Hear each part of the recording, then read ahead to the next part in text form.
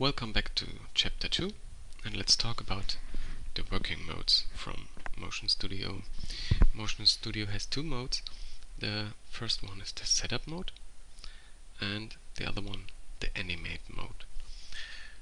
You can switch between both if you click here on one of these tabs.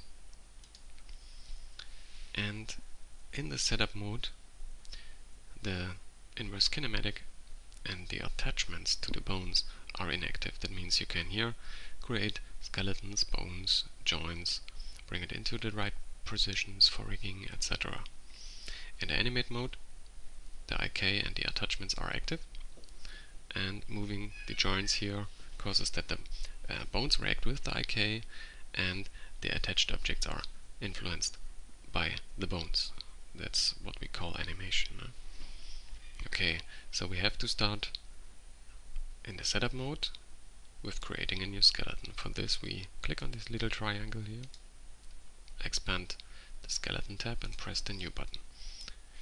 So what we see is we get a new bone, the first bone in this skeleton, with two joints connected. This joint on this side here is called the root from the bone, and this one here is called the tip.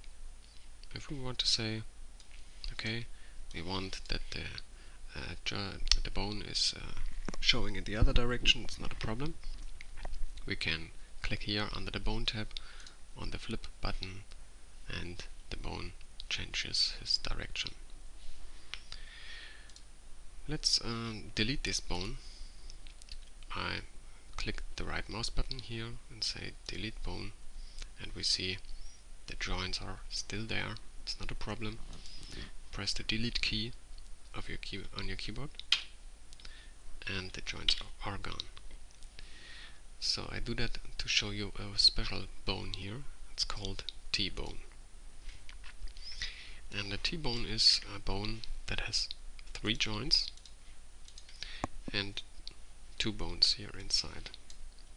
And the difference is here, this bone is especially to control the twist of this bone here. And it means if you move this joint here up and down, this bone is moved, and this bone here controls the twisting of this.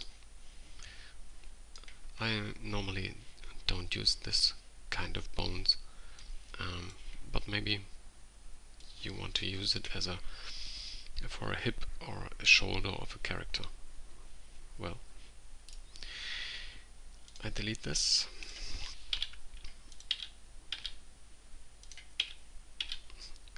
So, okie doke. Delete this completely and start with a new skeleton. We also can create separately new joints. It's also possible. Expand the joint tab, click on new, you have a new joint here. Let's go to the top view and positioning that. And from this joint on you can create a new bone, and both bones are under the same skeleton hierarchy but not in the same bone chain. That means if I go to the animate, I can this one here separately move from this one. And this makes sense. Let's say that you want to create facial expressions for your character, then you can create separately joints with one bone, add a few vertices to the bone, and pose and record the positions of these bones so that you can create a smile or looking that your character looks sad or something like that.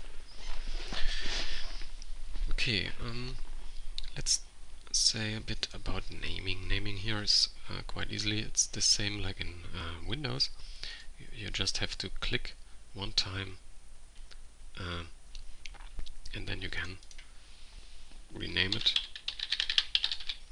Also possible is to press the F2 key on the keyboard and you can rename the skeleton or also the bones here. Let's say this one here should be the arm and the other one should be the leg. It's just with pressing F2 and all things are okay. Then I want to show you one thing. If I have an object here, let's say a cube, let's bring this cube over the bones, especially over this, and as you can see, the bone is is inside this cube. So if I now want to select just this joint here, I have a little bit of a problem, because sometimes I select the cube around and sometimes I select the complete skeleton here, and it's not what I want. We can help us that we go on in the menu under options and select the auto drill down select option here, and now it's easy to choose just the points, select just the joints here. On the other side, we have now the problem that we cannot directly select here the skeleton, and sometimes we need to select the complete skeleton to save our character separately.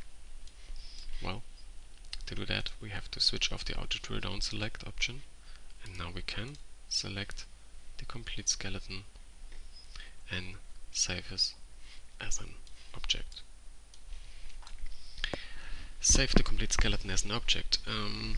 Why should we do that?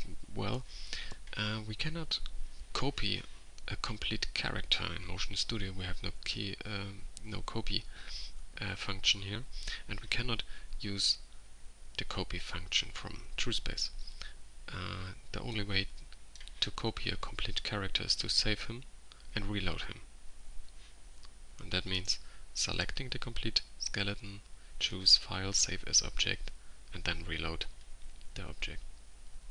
Okay, that's enough for this chapter, and let's go to the next one.